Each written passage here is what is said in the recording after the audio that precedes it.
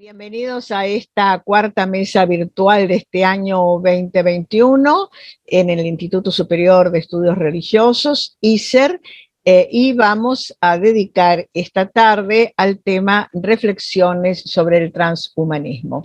Un tema realmente importante actualmente. Nos hemos referido a este tema con un invitado, el doctor médico Abel Agüero, el año pasado, pero este año queremos darle un cariz diferente, es decir, ofrecer algunas reflexiones más amplias acerca de este fenómeno y no solamente una explicación desde el punto de vista médico-biológico como la que tuvimos la ocasión de escuchar, muy interesante, por cierto, el año pasado. Ahora estamos convocados con 3 invitadas para hablar del tema. Las voy a presentar rápidamente, que son Graciela Ritaco.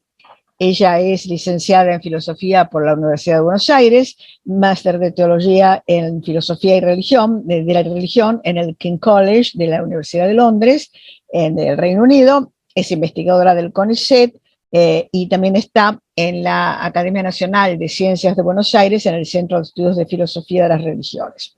Ha publicado numerosos artículos en revistas especializadas nacionales e internacionales. Su investigación está centrada en el neoplatonismo pagano y el cristianismo. En segundo término, vamos a escuchar a Dulce María Santiago. Ella es licenciada y doctora en filosofía por la Universidad Católica Argentina y se especializa en cultura y filosofía de Argentina y Latinoamérica. Es profesora en la UCA e investigadora en la Universidad Nacional del Sur sobre filosofía argentina reciente. Ha participado en numerosos congresos y reuniones académicas y ha publicado artículos y capítulos de libros en Argentina y en el extranjero. Ha sido profesora invitada en instituciones del exterior y es vocal primero de la comisión directiva de ISER. En tercer lugar, vamos a escuchar a Zulema Pugliese, que es doctora en filosofía por la Universidad de El Salvador, con una tesis titulada Dios en Heidegger. Es profesora universitaria de Teodicea y Filosofía. Es miembro del grupo de investigación filosófica en la Academia Nacional de Ciencias, bajo la dirección de Roberto Walton desde el 2008. Es conferencista y ponente en congresos nacionales e internacionales y autora de varios artículos y publicaciones sobre Heidegger, Platón, Marción, Rothman y Hahn. Es autora del libro Dios en Heidegger. Es miembro directivo de la Asociación Civil de Filosofía Pensar en Comunidad. Es colaboradora de la revista de Filosofía Nuevo Pensamiento del Instituto de Investigaciones Filosóficas de la Facultad de Filosofía de la Universidad de El Salvador del área San Miguel. Y su último trabajo, justamente del año pasado, versa sobre transhumanismo, una promesa de mejoramiento humano carente de fundamento ético.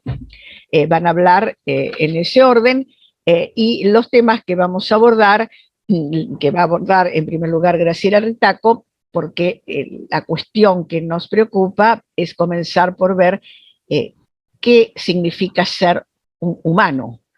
Cuál ha sido a lo largo de la historia el surgimiento de este concepto de lo humano. Y entonces vamos a escuchar a Graciela, que es especialista justamente en estos temas de historia del pensamiento antiguo, cómo ha surgido este tema y esta reflexión sobre lo humano como un primer paso antes de plantear el problema del transhumanismo, que será el tema de las otras 2 invitadas. Así que, sin más preámbulo, te escuchamos, Graciela. Bueno, muchas gracias por la invitación.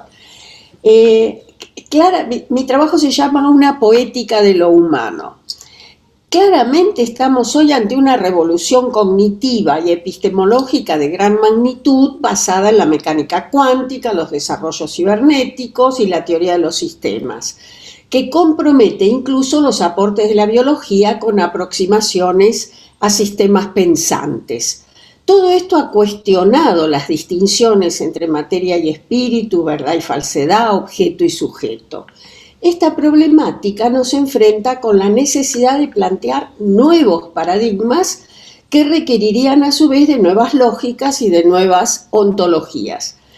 No obstante las ventajas y las dificultades de la digitalización que han invadido nuestra prodigiosa cotidianidad, pareciera que persiste en nosotros el anhelo por encontrar un espacio mítico que autorice a reubicar los avances digitales que posean la suficiente ductilidad para sumarse al real y pleno desenvolvimiento de lo propiamente humano.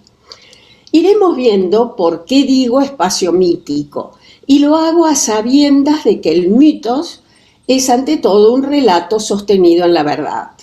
Uso la palabra mito entendida como ámbito de instalación dentro de una cosmovisión con sentido.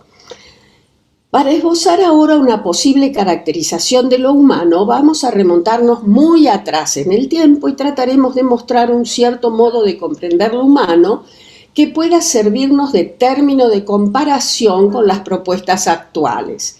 Se vuelve inevitable a la par, como una consecuencia ineludible de la indistinción entre lo natural y lo artificial, una reconsideración del estatus del alma. Vayamos entonces por un momento hasta los comienzos de la puesta por escrito en lengua griega de enseñanzas adecuadas para encarar las dificultades de la vida en los albores de Europa. Nos encontraremos con las propuestas del orfismo. Los versos órficos se remiten a una tradición que está presente en testimonios escritos en griego desde el siglo VI a.C., aunque los hayamos recibido en su mayoría de manos de fuentes en buena medida del siglo V de nuestra era, es decir, después de 1000 años de su puesta por escrito. Tienen de todos modos una antigüedad imposible de establecer con precisión. Ta Orfica, todo lo relativo a Orfeo, se desenvuelve en el tiempo mítico, pero encuentra una prolongación filosófica, en particular en el platonismo, que toma esos contenidos como enigmas o símbolos, a los que ha asumido entusiásticamente con la finalidad de que repercutan en el modo de orientar la propia vida. Proclo llama a Orfeo el mistagogo de toda la teología griega. Los rasgos más destacados atribuibles a Orfeo comportan una gran antigüedad, una exigencia de máxima pureza y una conexión estable con lo divino. Lo que escucharán en esta ponencia está armado casi exclusivamente sobre la base de fragmentos y testimonios referidos a los dicta enunciados, o sea, los enunciados órficos. Orfeo, el tracio, el estañedor de la lira, el poeta más sabio y renombrado, fue él quien narró, por medio de versos poéticos, el origen de los dioses, la ordenación del mundo y la plasmación de la humanidad. Dice un cronista del siglo VI de nuestra era, Juan Malala. Se trata entonces de un conjunto de enseñanzas transmitidas poéticamente en forma de versos para darnos a conocer la organización del cosmos y nuestro lugar en él. Son poemas de contenidos cosmogónicos, antropogónicos y escatológicos. Se refieren tanto al origen como a los finales de nuestra existencia. Nos hacen saber cómo será nuestra situación post-mortem, de acuerdo a cómo hayamos llevado nuestro día a día. Orfeo es visto como instaurador de los rituales entre los griegos por haber descubierto la ritualidad, mostrarla e instaurarla. Esto lo dice Olimpiodoro en el comentario al Fedón de Platón. Puede leerse en el papiro de Derbeni que la poesía funciona como un acertijo para la gente, pues Orfeo compuso himnos, pronunció un discurso sacro desde la primera hasta la última palabra y con el poema cumplió una acción religiosa. Este papiro, resultado de una cremación, está datado entre el 340 al 320 de nuestra era, aunque contiene versos órficos anteriores al 500 a.C. Explica Pausanias, del siglo II de nuestra era, que aunque sobresalió Orfeo por la ornamentación de sus versos, logró en verdad el máximo de su fortaleza por haber descubierto los ritos para los dioses, las purificaciones de las acciones profanas, la cura de las enfermedades y las vías para evitar la ira de los dioses. Nos cuenta Platón en Leyes: hemos oído sobre una práctica que no ofrece nada viviente a los dioses, sino solo tortas y frutos con miel u otros sacrificios puros, y decimos de estos hombres que llevan un modo de vida órfico, orficoi bioi, porque todo lo que comparten entre ellos es enteramente inanimado, sin nada animado. El modo de vida órfico implica sí la pureza, sin violencias ni sacrificios de sangre, como medio para asegurar una mayor proximidad con lo divino. Platón en República es explícito. Para las acciones injustas hay absoluciones y purificaciones, lyseis y katarmoi, por medio de sacrificios y juegos placenteros, ya sea mientras estamos vivos como para después que hayamos muerto. Estos rituales, como se los llama, nos rescatan de los males de aquí, pero a quien no haya ofrecido los sacrificios le espera en cambio algo terrible. Platón está señalando un nexo entre la palabra teleté, ritual, con teleuté, finalizar, morir. Se puede decir entonces, junto con Hermias, que el nombre de ritual proviene del hecho de conducir al alma en la dirección necesaria para que cumpla su obligación de perfeccionarse y alcanzar su consumación. Esto implica reconocer la muerte, es decir, una transformación, ya que toda muerte desemboca en un nacimiento de una nueva forma de vida. Es una experiencia que constituye una forma de cierre a la vez que es imaginada como un nuevo comienzo. La vida de vuelta a la muerte es la operación misma de lo simbólico, que posibilita alentar la vitalidad en un intercambio indispensable con la muerte. Damasio explica el nexo de la ritualidad con el ciclo vital. El objetivo de la ritualidad es elevar al alma hasta su finalidad propia, su telos, que es también precisamente el punto de partida desde donde en el comienzo el alma hizo su descenso. Allí Dionisos le dio la vida, sentado en el trono de su padre. Quien cumpla con la ritualidad, el iniciado, jo tetelesmenos, habitará junto con los dioses de acuerdo con el designio de los dioses iniciadores mismos. Como es obvio, son las metáforas la forma tradicional de la narrativa mítica, de manera que se requiere una interpretación para extraer el sentido oculto de los poemas, ya que es inherente al mito el enigma que contiene un significado alegórico implícito. Los maestros platónicos se propusieron justamente extraer ese significado oculto del mito para destacar las correspondencias con los argumentos filosóficos. Ciertamente, afirma Olimpiodoro, Platón toma de Orfeo en todas partes para revelar la explicación encerrada en lo oculto, en aporreto. Como es bien sabido, Platón define en el diálogo Fedón a la filosofía como preparación para la muerte. Han llegado hasta nosotros los comentarios al Fedón tanto de Damasio como de Olimpiodoro, ambos de finales del siglo V de nuestra era. Dionisos es el señor de la vida y de la muerte, según Olimpiodoro. Y explica también, Olimpiodoro, que Platón se maneja con dos tipos de argumentos, dialécticos filosóficos y mítico-órficos. Platón demuestra, por un lado, dialécticamente, que la filosofía es una asimilación a Dios en cuanto sea posible asemejarse a Él. Por tanto, el filósofo es un imitador de Dios. Recordemos, dice Olimpiodoro, que lo divino está siempre presente para nosotros. O sea, que el grado en que cada uno participe de lo divino depende de su buena disposición y receptibilidad, es decir, de su propia adecuación y predisposición para la participación en lo divino. Ocurre otro tanto en el caso del cuerpo respecto del alma. Así el alma estará presente para el cuerpo y no se separará de él, dependiendo de la adecuación o inadecuación del cuerpo para participar de la vida del alma.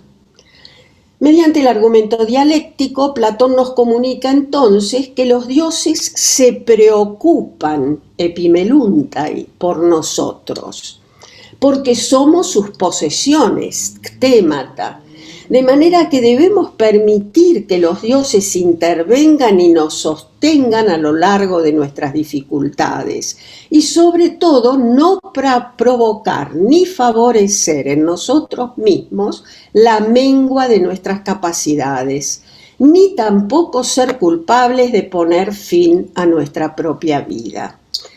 Por otro lado, el argumento mítico utilizado por Platón proviene de la tradición órfica, que nos habla de 4 reinados divinos. El reinado de Urano es el primero, fue sucedido por Cronos, después de haber emasculado al padre Urano. A continuación de Cronos comenzó a reinar Zeus, tras haber arrojado a su padre al Tártaro. Luego Zeus es sucedido por Dionisos, a quien, según dicen, los titanes, sus acompañantes, lo cortaron en trozos por consejo de Hera y se comieron su carne. Zeus, encolerizado, los fulminó con su rayo y del residuo de los vapores, del hollín del humo emitido por los titanes al calcinarse, se produjo la materia de la que nacieron los hombres.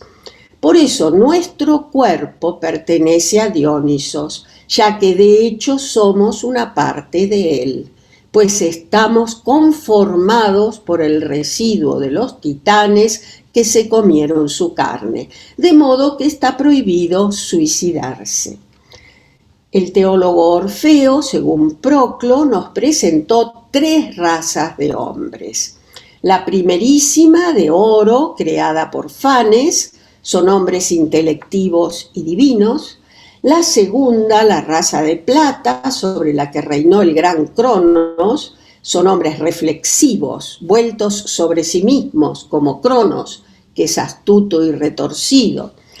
La tercera, la titánica, compuesta por Zeus a partir de los miembros de los titanes, son hombres vinculados con los seres inferiores e irracionales.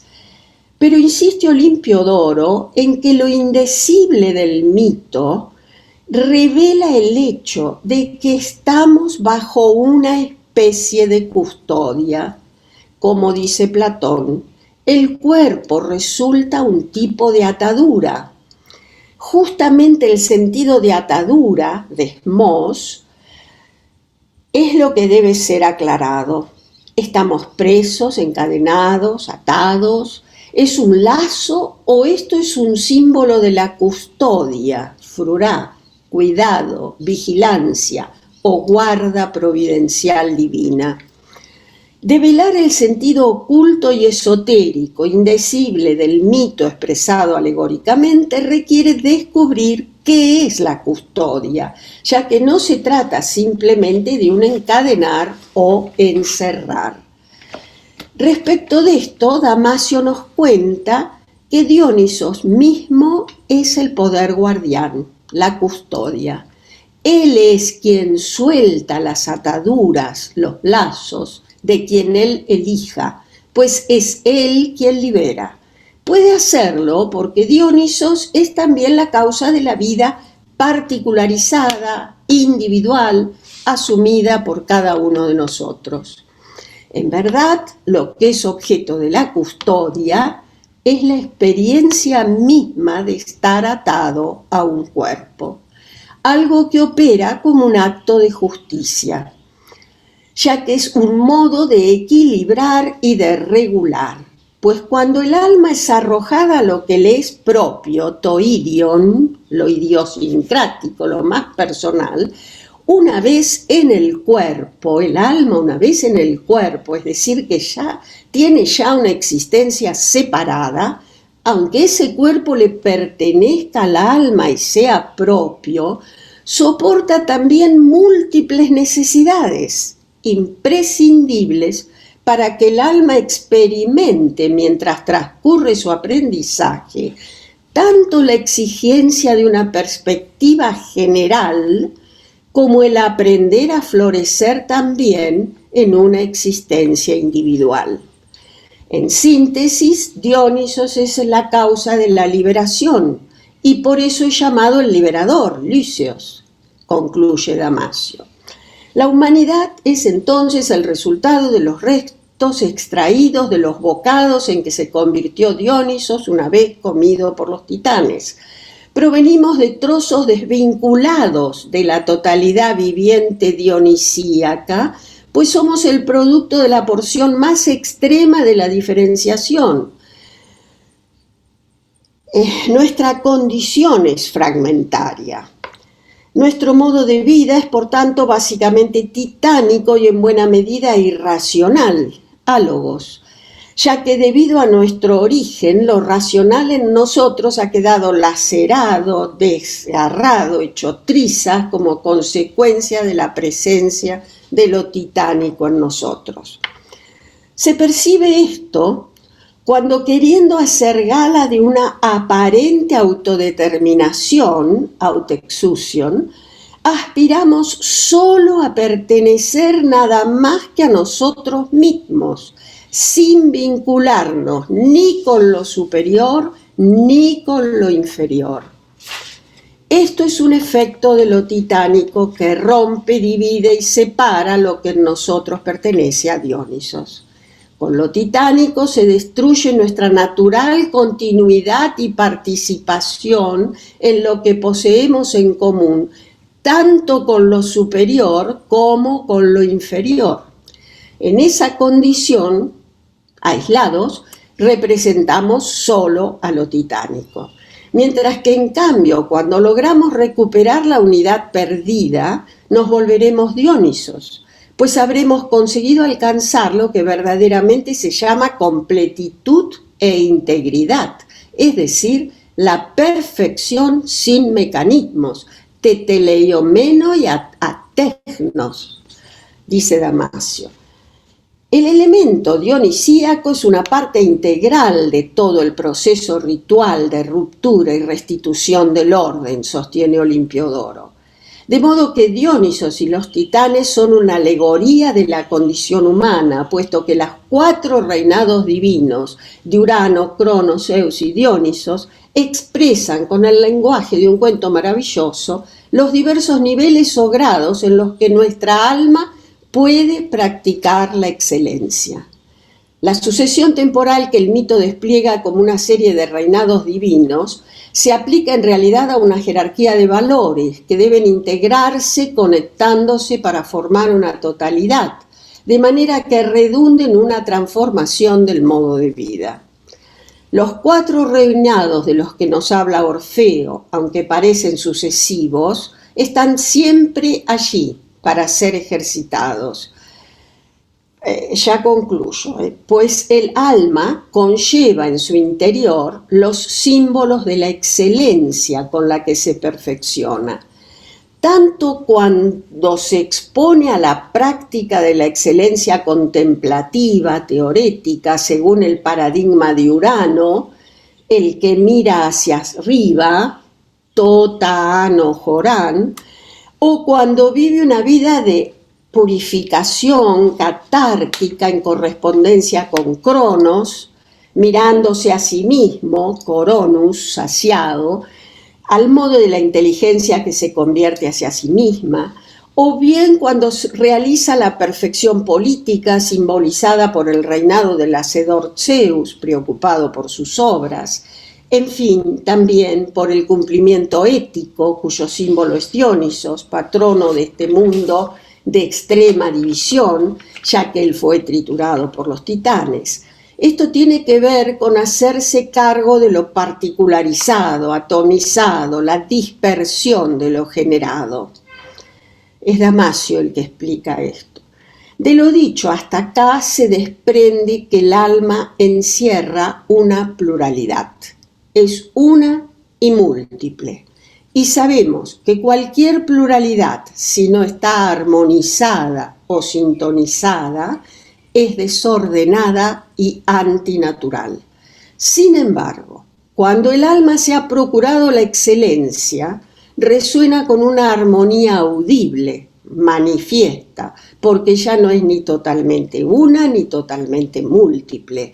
El alma virtuosa goza así de un cierto tipo de mediación que fusiona a la unidad con la multiplicidad, dice Damasio. Por este motivo, los pitagóricos llamaron al alma armonía, como dice Porfirio, dado que el alma es la mediación misma en el interior de la totalidad, porque está ubicada entre los extremos, Dios y la materia. La excelencia, o sea, la virtud, es la armonía instalada en las acciones. Tiene su basamento en la armonización de los 4 elementos realizada por el alma, que al mismo tiempo el alma pone en práctica y ejecuta la perfección de los actos, pues el alma ella misma rige sus propias acciones sin necesidad de ser actuada por otro. La armonía es entonces una ratio, un logos entre opuestos, y en tanto armonía, dicha ratio existe como una unidad en sí misma, de manera que los opuestos puedan convergir al unísono por obra de su armonización. En definitiva, el desmembramiento de Dionisos es una alegoría de la diacósmesis, que lleva implícita la desaparición y restitución de la vida, o sea, una sumatoria de transformaciones sin artificialidad. El desmembramiento se ve reflejado por el estrujado y prensado de la uva para obtener el mosto, partición de la unidad en una multiplicidad. El proceso de diferenciación particularizada da por resultado la enorme variedad del mundo físico y en última instancia la individualidad, que requiere de un criterio de crecimiento y superación para que se vaya gestando en cada caso un cosmos, un ordenamiento. El modo de vida órfico propone una ardua tarea de autoconstrucción personal a sabiendas de nuestras limitaciones y pone en nuestras manos nuestra propia fabricación, coordinadamente con la familia y la polis. La imaginería órfica ha quedado desplegada ante nosotros ofreciéndonos la ininterrumpida cadena que enlaza vida y muerte, como expresa la laminilla de oro de Pelina, siglo IV antes de nuestra era. Acabas de morir y acabas de nacer, 3 veces venturoso en este día, Olvie. Día Perséfone que el propio Baco te liberó. Toro te precipitaste en la leche, raudo te precipitaste en la leche, carnero caíste en la leche. Tienes vino, dichoso privilegio. Ritos te aguardan bajo tierra como a los otros bienaventurados. No se terminó con la muerte. Bueno, eso es órfico. Muchas gracias, Graciela, por esta hermosa exposición de estos orígenes míticos, pero no solo míticos, sino también asumidos por el pensamiento cristiano posterior, que, como es el caso de los padres que mencionaste, se han hecho cargo de esa parte en que coinciden las antiguas tradiciones griegas y la tradición monoteísta, creacionista occidental. Parece que en ambos casos hay dos puntos, ¿no?, fundamentales, que son, por un lado, la especificidad del hombre, y por el otro lado su relación con los dioses, con el nivel superior. O sea, es parte de la humanidad el estar vinculado a lo divino, como quiera que se interprete. De tal manera que en los siglos siguientes, me parece, esto ha sido trabajado por otros pensadores, algunos griegos, otros después en la Edad Media, y también en la modernidad, cuando empieza a aparecer en todas estas épocas el problema de quiénes son los humanos. O sea, hay algunos seres que tengan una apariencia humana, pero que no sean humanos. Esto es un tema que se planteó muy fuertemente ya en la Edad Media, cuando se preguntaban si los enanos,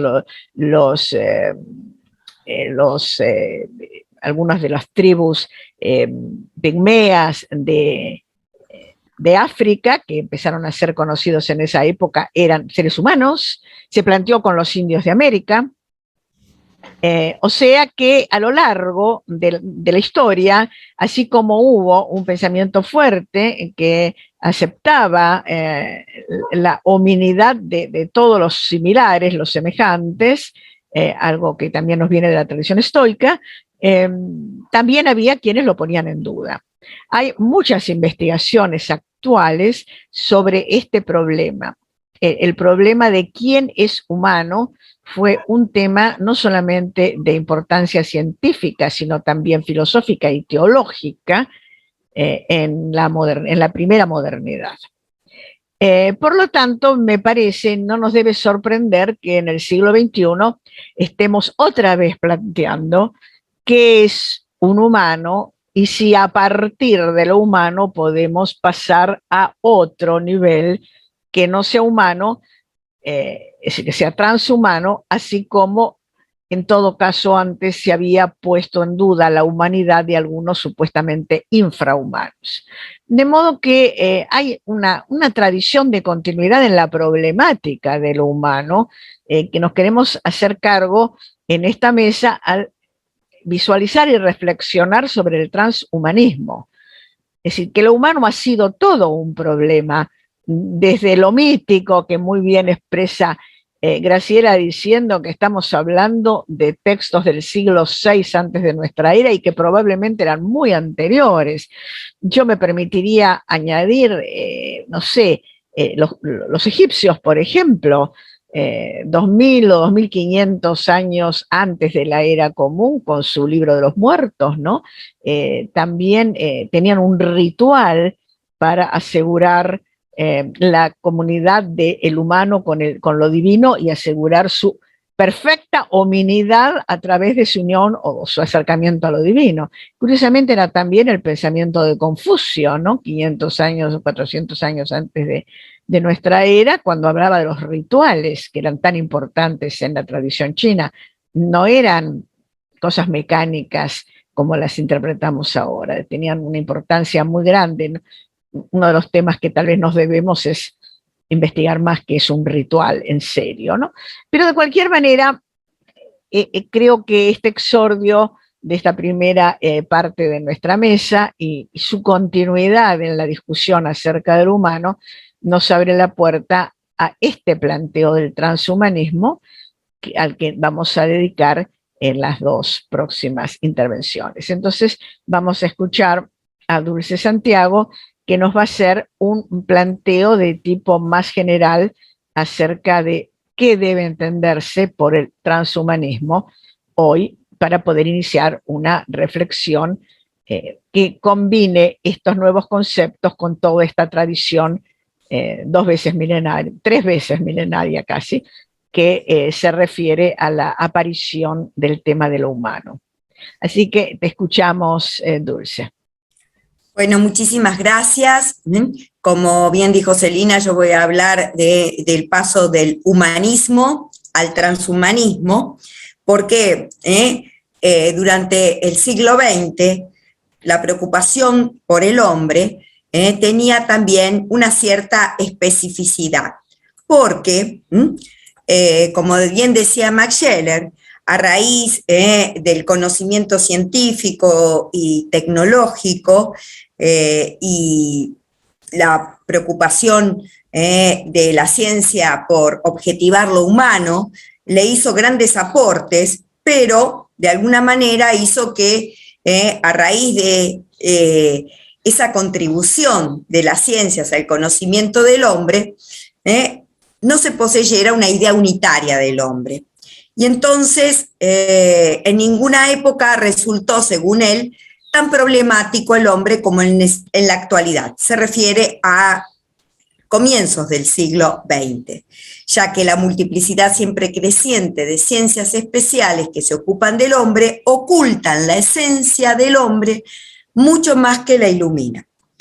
Y entonces surgen estos humanismos, surge la antropología filosófica, pero en el contexto del siglo XX europeo, atravesado por las guerras y por una situación, podríamos decir, social y política muy conflictiva, el humanismo, reflotando una categoría antigua del siglo XVI, que no es ya con un sentido literario, sino más bien con un sentido filosófico, intenta explicarle al hombre quién es, después de esa experiencia tan traumática que fue ese contexto de las guerras, el entreguerras, los campos de concentración, todo lo que dejó el siglo XX para el conocimiento de lo humano. Y aparecen entonces movimientos como el existencialismo, que se proclama a sí mismo un humanismo, pero que tiene dos vertientes y que resulta un movimiento sumamente importante por la influencia que tuvo, no solamente en Europa, sino también en América Latina. Y en este sentido, la obra emblemática de Jean-Paul Sartre, representante fundamental del existencialismo ateo, dice que hay dos especies de existencialistas, y entonces ubica a los cristianos, entre los que pone a Jaspers y a Marcel, ¿no? Y los ateos, entre los cuales hay que colocar, dice, a Heidegger, también a los existencialistas franceses y a mí mismo. Lo que tienen en común es simplemente que consideran que la existencia precede a la esencia, o si se prefiere, partir de la subjetividad. Es decir, el hombre es un ser arrojado a la existencia que debe realizarse a sí mismo, debe hacerse, construirse. Pero claro, en la vertiente cristiana ya tiene algo dado, que es la esencia y el orden moral puesto por un ser superior.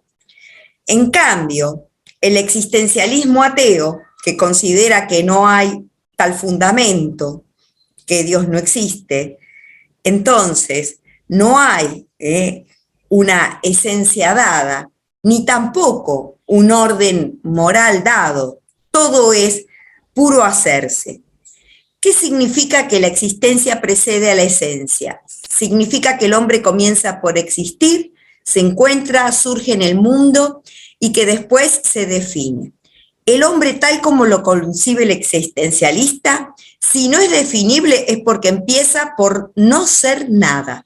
Solo será después y será tal como se haya hecho. Así pues, no hay naturaleza humana. Me interesaba esta frase porque realmente esto es, podríamos decir, un antecedente para el transhumanismo.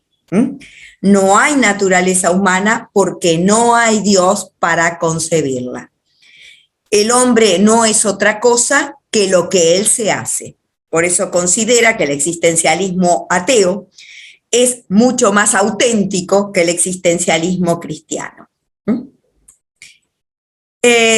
Entonces, Heidegger escribe, es una conferencia, pero bueno, está escrita, sobre la Carta sobre el Humanismo, en donde se plantea precisamente, se cuestiona sobre la significación histórica incluso del humanismo. Esto es humanismo, meditar y preocuparse, curarse de que el hombre sea humano y no inhumano, extraño a su esencia. Pero ¿en qué consiste la humanidad del hombre? Ella estriba en su esencia.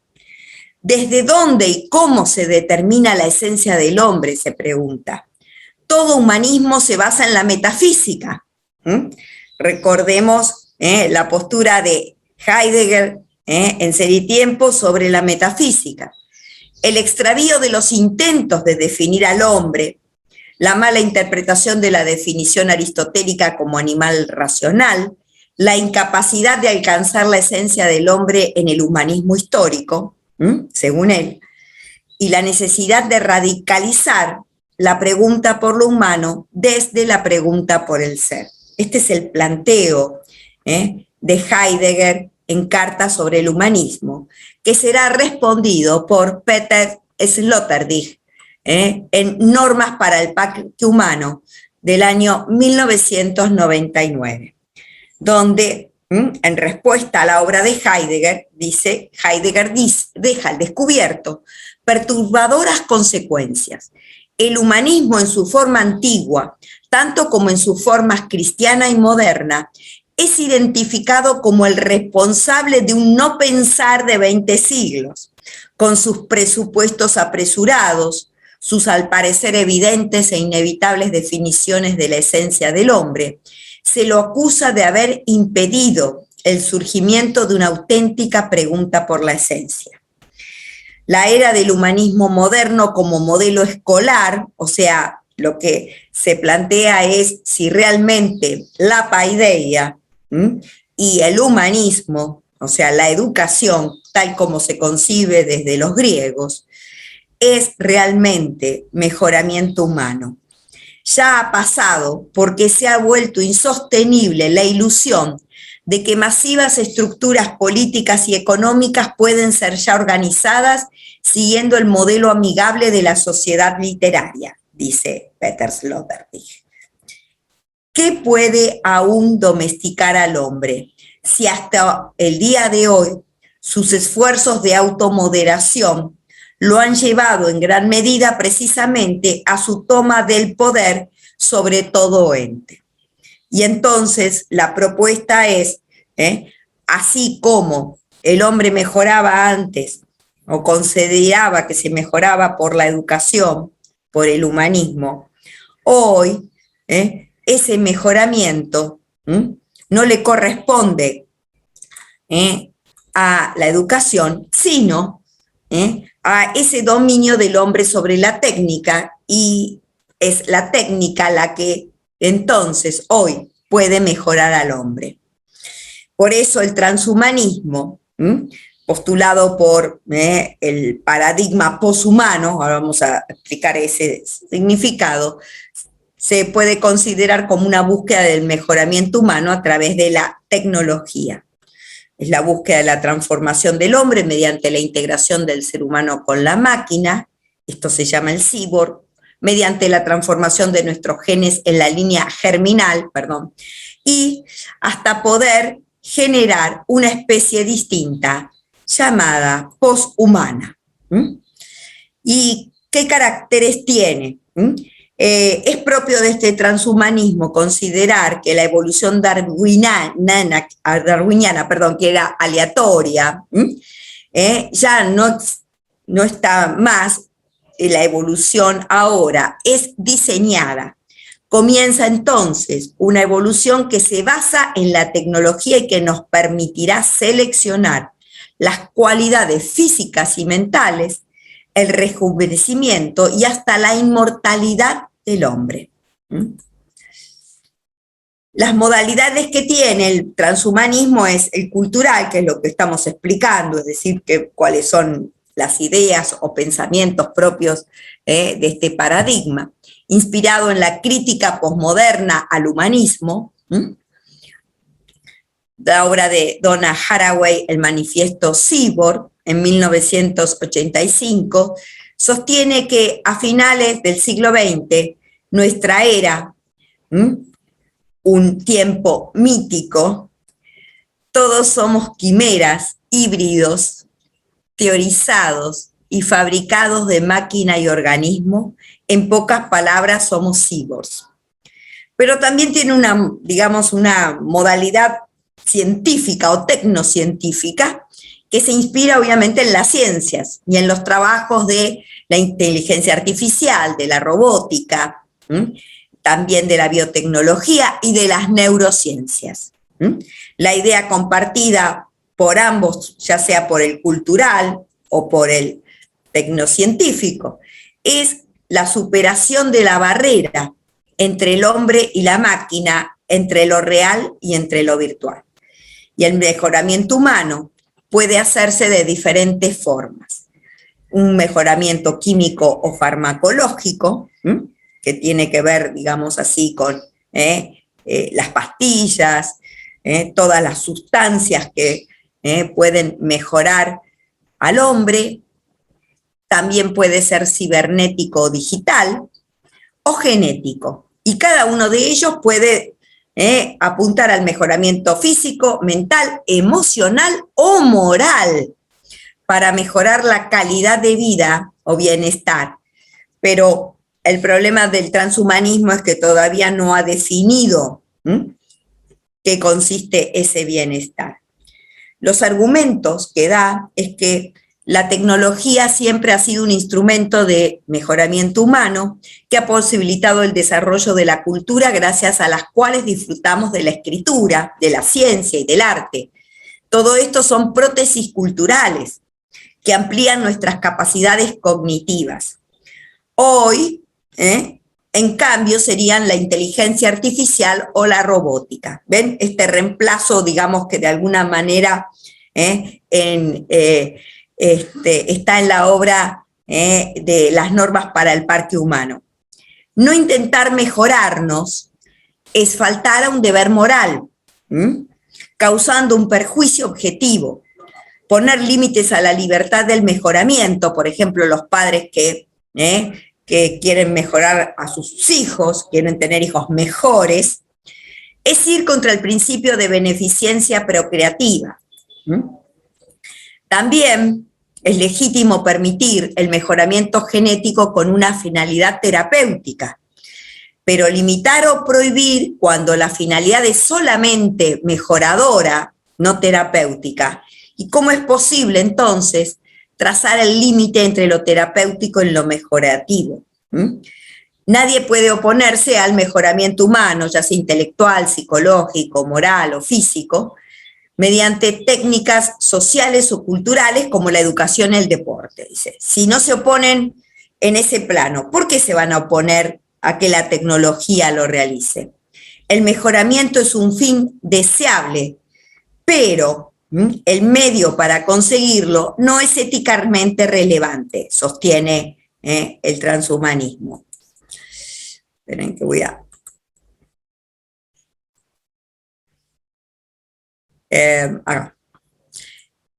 Desde lo biológico, sostiene el transhumanismo, no existe una naturaleza humana inmutable. Se basan sobre todo en los criterios científicos de, podríamos decir, de la transformación de esto que denominamos naturaleza humana o de lo humano, que sea la base de una dignidad inviolable, que fuera destruida por el mejoramiento genético. Pero aún así, dice, puede haber rasgos que sería mejor cambiar. Mantenerla es la falacia naturalista. Si podemos transformarnos en algo mejor que ser humanos, ¿por qué va a ser bueno seguir siendo humanos? Nuestras limitaciones actuales del conocimiento deben hacernos precavidos, pero no deben justificar el freno a la investigación, sostiene. No hay nada valioso en estar sometidos al azar genético. Entonces, si podemos mejorar esa selección, estaría justificada. Este mejoramiento, lejos de producir desigualdad, según ellos, es un instrumento para la igualdad, porque una de las objeciones es, bueno, pero ¿estamos todos en condiciones de ser mejorados por la tecnología? ¿O aquellos que mejoren serán poshumanos mejorados y los que no puedan tener acceso a la tecnología, entonces quedarán en un estadio subdesarrollado y por lo tanto se generará más desigualdad. Bueno, el transhumanismo sostiene que es un instrumento para la igualdad, ya que los menos dotados se aproximan a los más dotados. No hay razón entonces para prohibirla, pero el problema será quienes puedan acceder. En eso, obviamente, no puede, podríamos decir, responder definitivamente. La palabra hombre se volvió extraña, dice Jean-Luc Nancy.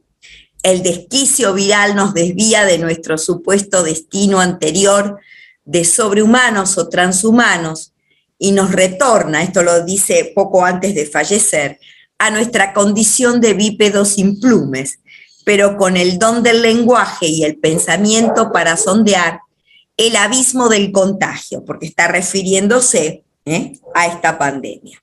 Bueno, y con eso entonces doy por terminado lo que pensaba transmitirles. El humanismo cristiano tuvo que dialogar con el humanismo existencialista ateo en el siglo XX y hoy tiene el desafío del diálogo con el transhumanismo. Bueno, eso es todo. Muchas gracias. Muchas gracias, Dulce, por tu aporte que muestra que no se trata solo de la ciencia, sino que en la historia del transhumanismo hay una beta filosófica no menor y que esa beta tiene que ver fundamentalmente con una posición filosófica que niega la trascendencia y la relación del hombre con lo divino, que curiosamente, o mejor dicho, paradójicamente había estado en su comienzo. O sea, en nombre de lo humano se niega aquello que, como nos contó Graciela, el hombre había elaborado como parte esencial de la concepción de lo humano. Así que, tal como dice Dulce, ahora el pensamiento cristiano o el pensamiento, digamos, creacionista o el pensamiento espiritualista tiene el desafío de confrontar con este transhumanismo, o yo no diría ateo, sino simplemente prescindente de cualquier tipo de relación eh, con lo superior que no sea el propio esfuerzo del hombre para elevarse. Me acuerdo que un profesor que teníamos en la facultad decía, bueno, el que quiere elevarse tirándose del cordón de los zapatos. Bien, vamos entonces ahora a plantear este problema con la participación de Zulema, porque evidentemente aquí hay un tema importante que es dónde nos posicionamos. ¿Qué soy? ¿Soy un transhumanista o soy un bioconservador? O sea, pareciera que uno tiene que tomar una posición, que no es simplemente, porque nos atañe, ¿no? Nos atañe muy profundamente, no es solamente una exposición teórica. Entonces, este tema, ¿no?, lo va a plantear, así que la escuchamos. Bueno, buenas tardes, muchas gracias. Cuando escuchamos sobre el transhumanismo y todas las bondades que ofrece, nos parece que es la cristalización del deseo de perfección, longevidad y hasta a veces de inmortalidad que ha acompañado al ser humano y es tan antiguo como nuestra especie misma. Siempre poseemos ansias de expansión social, mental, geográfica, que se fueron materializando a través de los siglos. En las promesas del transhumanismo encontramos un factor común, que es superar los límites impuestos por la naturaleza a los seres humanos. El ejemplo típico es volar. Desde Ícaro hasta el Concorde, siempre tuvimos la misma idea. La ventaja es que ahora, con el uso de la ciencia y la tecnología, nos fue un poco más fácil. Pero hemos notado que a finales del siglo XX, la óptica sobre este tema dio un giro irreversible. alentados también por los avances en ciertas áreas tecnológicas, y se han enfocado seriamente a la investigación de cómo alargar la vida, cómo mejorarla, cómo evitar el sufrimiento. Claro, eso se asocia con una felicidad estable. Para aunar todas las ideas en distintas áreas que propiciaban este mejoramiento, el filósofo sueco Nick Bostrom, junto a David Pearce, crearon un movimiento que es el Movimiento Internacional, es una asociación transhumanista internacional. Y ellos se definen como un movimiento cultural, intelectual y científico que afirma el deber moral de mejorar las capacidades físicas y cognitivas de la especie humana. Bueno, es un poco ambiguo, porque cuando decimos mejorar, se supone que tenemos que explicar mejorar con respecto a qué, a quién, y también preguntarnos quién va a ser el encargado de ese parámetro que va a decir estos deben ser mejorados y estos no. Tampoco el transhumanismo nos explica qué va a ocurrir con los que no quieren ser mejorados. ¿Van a ser obligados? ¿Van a ser descartados? ¿Se respetará su libertad de elección? Porque aquí el transhumanismo habla de modificar a toda la humanidad, no a una persona aquí y a otra persona en otro lado, sino a toda la humanidad.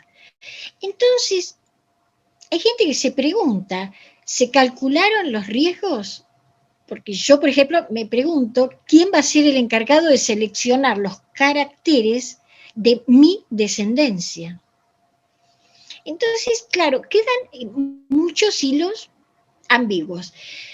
Algunos pensadores se dan cuenta que ante tantas bondades a ellos les gustaría que se den más explicaciones. Estos pensadores se llaman bioconservadores.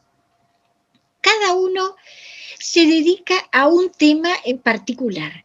Yo voy a hacer referencia solo a dos que son los más conocidos, Francis Fukuyama y Michael Sandel, que objetan toda esta panacea de felicidad que ofrece el transhumanismo.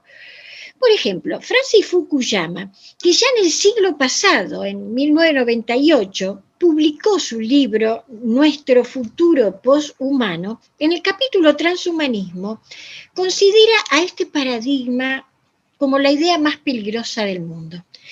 Claro, como él es politólogo, lo asocia a la caída del muro de Berlín en 1989.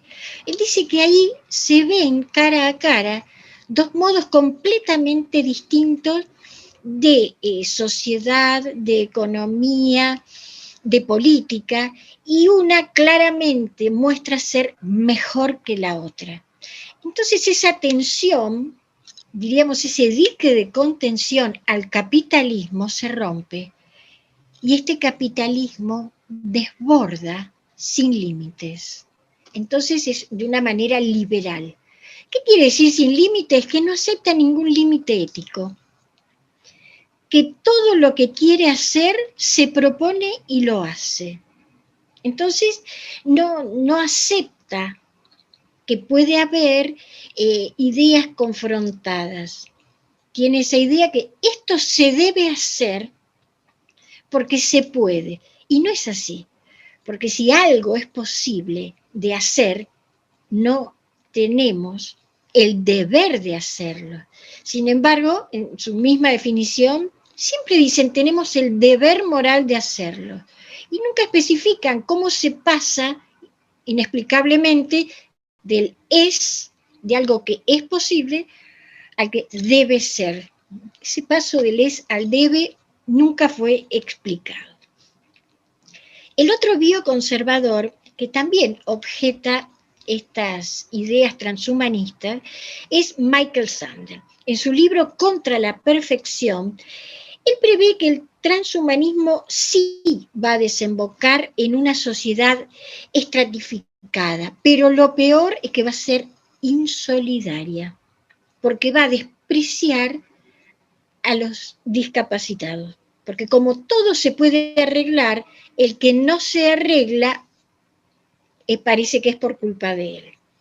Entonces, Michael Sandel en sus últimas conferencias decía que lo mejor es considerar un crimen contra la humanidad la realización de alteraciones genéticas heredables, porque estamos privando a las nuevas generaciones de decidir por sí mismas. Bueno, como en todos los casos en los que alguien propone algo y otro refuta, también hay filósofos que son conciliadores, que tratan de rescatar lo bueno de ambos lados. Este filósofo es el más conocido, ¿no? Allen Buchanan. Él es profesor de filosofía y de Derecho Internacional en Londres y se enfocó en lo que es una mejora biomédica. Les voy a leer lo que él dice sobre mejoras biomédicas. Dice, son una intervención deliberada aplicando la ciencia biomédica que pretende mejorar una capacidad existente o crear una capacidad nueva actuando directamente en el cuerpo o en el cerebro. Esto lo escribió en 2011 en Beyond Humanity, ¿no? Más allá de la humanidad, y fue tomado por los bioconservadores como una luz de alerta. ¿Cómo es crear una capacidad nueva? Esto no es simplemente un detalle en una definición. Es preocupante saber que ciertas personas accederán a capacidades que el común de los seres humanos quizás ni estamos enterados que existen. Bueno, se consultó entonces sobre este aspecto a 2 filósofos transhumanistas importantes. Yo elegí estos 2 porque aparte de ser famoso, quise tomar uno que sea utilitarista, positivo y negativo. El utilitarista positivo es el que siempre quiere más. Si hay que lograr la felicidad, yo voy a tratar de que la gente sea más feliz.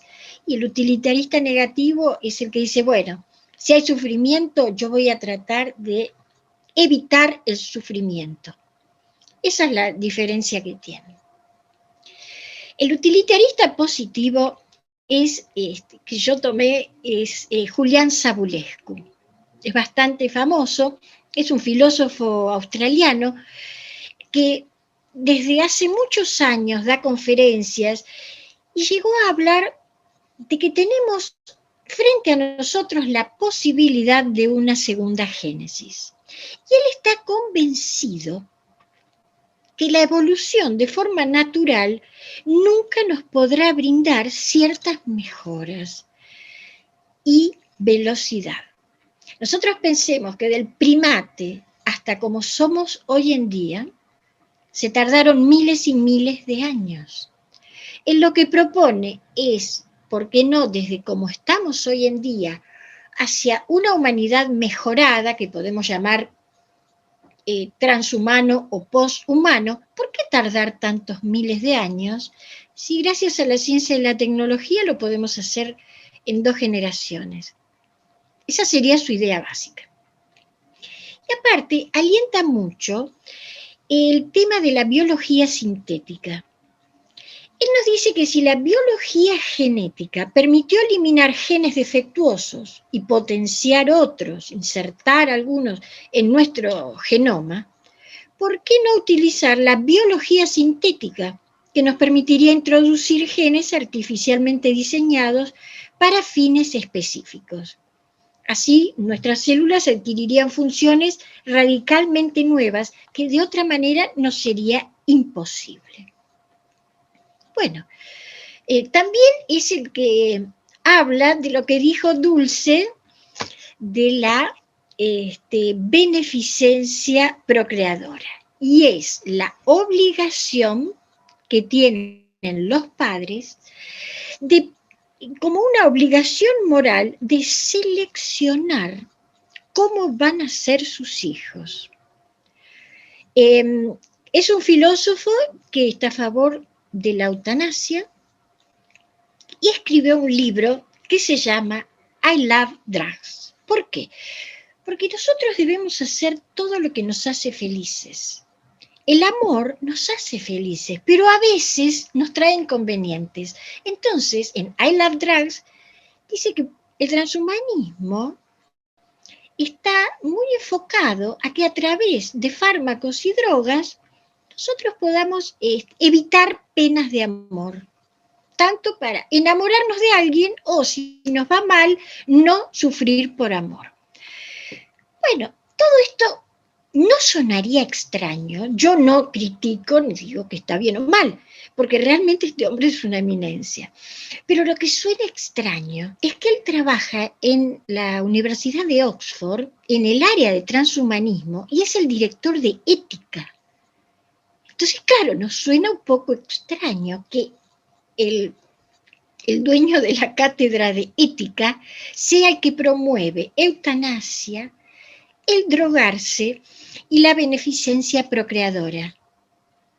Bueno, por supuesto los primeros que pusieron el grito en el cielo fue el Comité Olímpico Internacional, porque le dijeron que si la verdad se alienta tanto el uso de drogas, ya las competencias no van a ser lo que son ahora fruto del esfuerzo y del trabajo, sino que realmente van a ser competencias farmacológicas, competencias de laboratorios.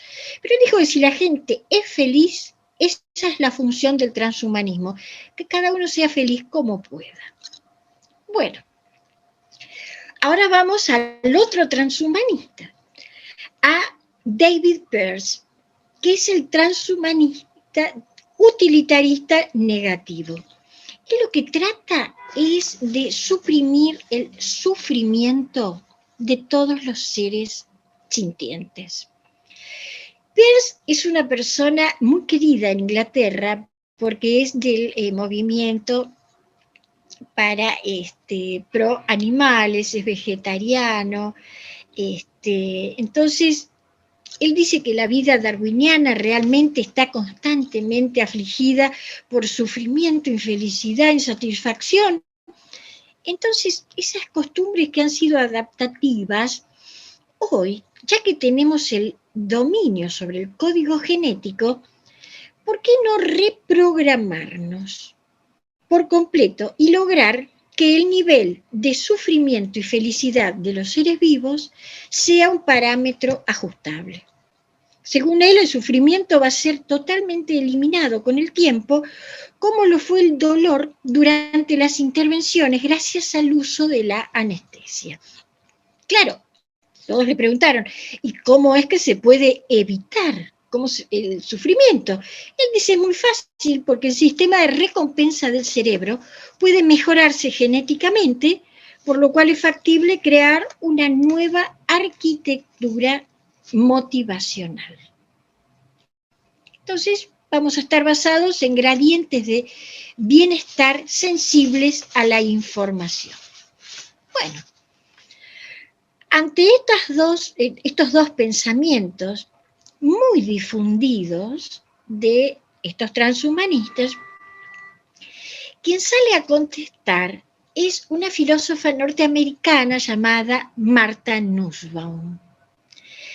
Ella considera que estas propuestas de mejoramiento nos llevan por un camino donde todavía no está bien clara la meta y no han sido estudiados todos los aspectos para poder llegar y poder resolverlo.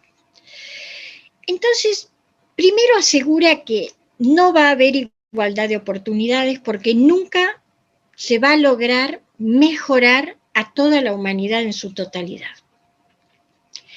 Pero a ella lo que más le preocupa es algo que nombró recién Dulce, y es la modificación de rasgo y la transformación de talentos personales serían alteraciones tendientes a la homogenización.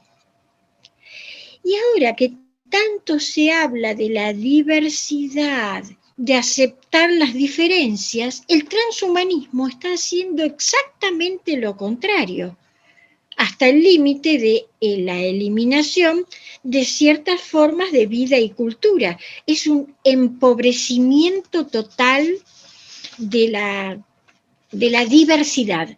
Ese es el tema en el que ella se enfoca. Y también nos dice que nos abre la puerta al supermercado genético, es decir, a ver cada uno cómo se va a ir modificando. Pero si no puede cada uno, viene la pregunta, si vamos a hablar de modificar a la humanidad, ¿se va a modificar a través del libre mercado o interviene el Estado?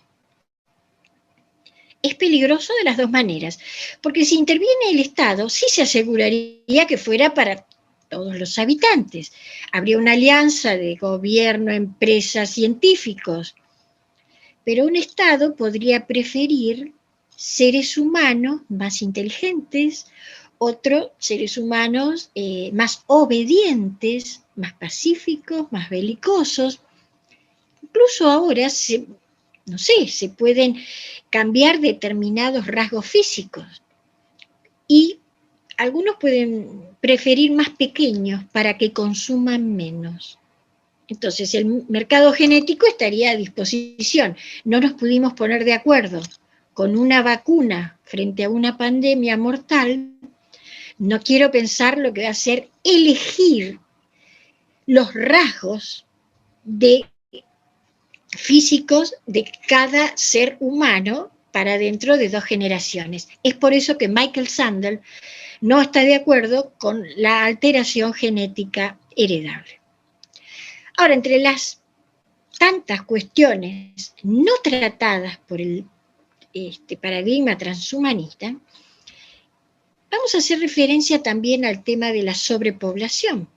El transhumanismo promete enfermedades controladas, individuos longevos, pero ¿estamos preparados para que este planeta nos sostenga a tantos miles de millones? Porque pensemos cómo se duplicaría la cantidad de habitantes en muy poco tiempo.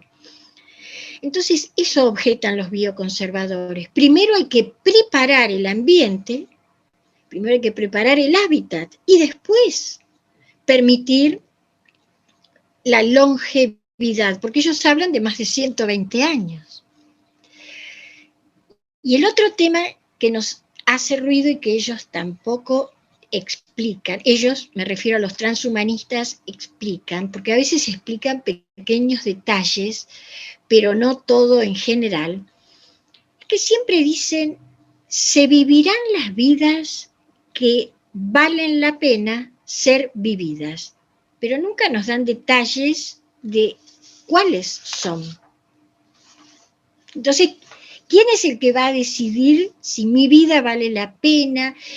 Y también se piensa siempre en los más indefensos. ¿Vale la pena este embrión? ¿Vale la pena este feto? ¿Vale la pena este anciano? ¿O vale la pena esta mujer tan enferma? ¿Quién es el que va a decir que esta vida vale la pena ser vivida? ¿Que va a ser una competencia entre nosotros para estar perfectos o nos eliminan? Entonces, ya una vez que estamos todos mejorados y todos bien, no sería una existencia humana, sería un vegetal mecanicista. Seríamos humanos ficticios de naturaleza líquida, como diría Lipovetsky, carentes de empatía, porque lo que hemos perdido es la libertad de elección. Nos dicen cómo tenemos que ser y nosotros no tenemos más opción que elegir.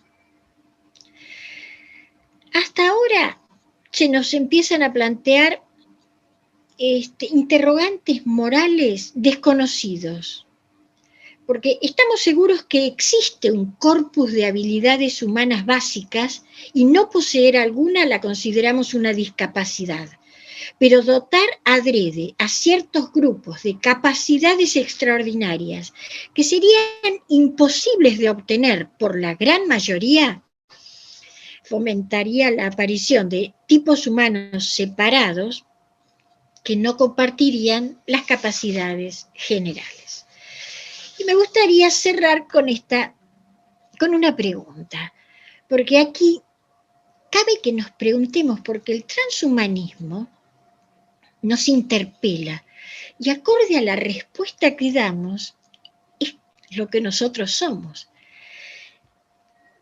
Yo me pregunto, ¿nosotros estamos de acuerdo con los transhumanistas en que todo lo técnicamente posible y que ellos consideran que es mejor debe hacerse?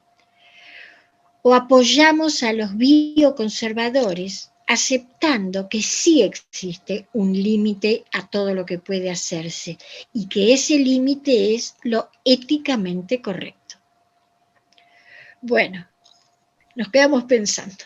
Muchas gracias por la exposición de las posturas actuales, tanto las transhumanistas como las bioconservadoras, y sobre todo por esta pregunta final que nos deja realmente con una inquietud para pensar, porque la respuesta no es fácil. Y seguramente es muy difícil también obtener un consenso al respecto. Incluso dentro de una misma tradición como la tradición occidental, ¿no? Tal como decías, no nos pudimos poner de acuerdo con la eticidad de obligar o no a una vacuna. Parece que ponernos de acuerdo sobre la eticidad de este tema es algo arduo y difícil, como diría Platón. Bien, en realidad correspondería ahora que entráramos en la discusión, pero lamentablemente estamos en tiempo de cerrar esta mesa, y yo creo que nos debemos un debate que no puede hacerse en 5 o 10 minutos, porque habíamos fijado 1 hora y media y nos faltan 5 minutos. Realmente no sería serio intentar abrir un debate en 5 minutos, así que nos debemos la continuación de este debate para otra reunión, otra mesa en la cual tal vez más que exposiciones largas haya un resumen y luego una discusión más profunda y más larga de todas nuestras inquietudes. Esta mesa va a ser subida a nuestro canal YouTube, o sea que además de las pocas personas que estamos presentes, habrá, como siempre pasa, muchos que nos escuchan luego porque por diversas razones no ingresan al Zoom, de modo que no vamos a tener problemas en la difusión de estos 3 aportes. Así que les agradezco a las 3 expositoras en nombre de ISER y al público que tuvimos y a todos los que nos van a escuchar. Y entonces le pido a Graciela Grinberg que, como siempre hace, cierre seguramente con una especie de reflexión que es a la vez una oración que podemos compartir los que participamos de esta tradición espiritual. Y con esto cerramos y dejamos abierto, como digo, para un futuro no remoto, un futuro próximo, una continuación, una mesa, reflexiones sobre el transhumanismo número 2. Gracias. Bueno, ante todo quiero agradecer a cada una de las expositoras, realmente nos han dado un panorama, cada una desde su lugar, maravilloso. Y yo creo que hoy nos vamos con muchas preguntas. Esto que dijo Celina, que nos debemos, ¿no? Después una charla posterior, porque uno frente a las posturas lo que le pasa es que, bueno, ¿y ahora qué hago con todo esto, no? En el judaísmo ustedes saben que no es importante por qué se creó el mundo, sino para qué se creó el mundo y para qué se creó el hombre. Y la respuesta que siempre damos es para mejorar este mundo. Ahora, la pregunta después de vuestras exposiciones es, ¿qué significa mejorar este mundo? Yo tenía una creencia y ahora me la están cambiando, y ahora es diferente. Así que me parece que lo importante de todo esto es poder ver los diferentes caminos y a dónde llegamos, y qué significa realmente mejorar este mundo y mejorar al hombre. Me parece que esa es la cuestión principal frente a todo esto. Podemos hablar de transhumanismo, de humanismo, pero ¿qué significa el ser humano? ¿Y para qué Dios lo puso en este mundo? Me parece que esa es la pregunta esencial que nos tendríamos que hacer. Así que les agradezco muchísimo y bueno, obviamente nos veremos en la próxima oportunidad que tengamos de poder charlar este tema más a fondo. Muchísimas gracias.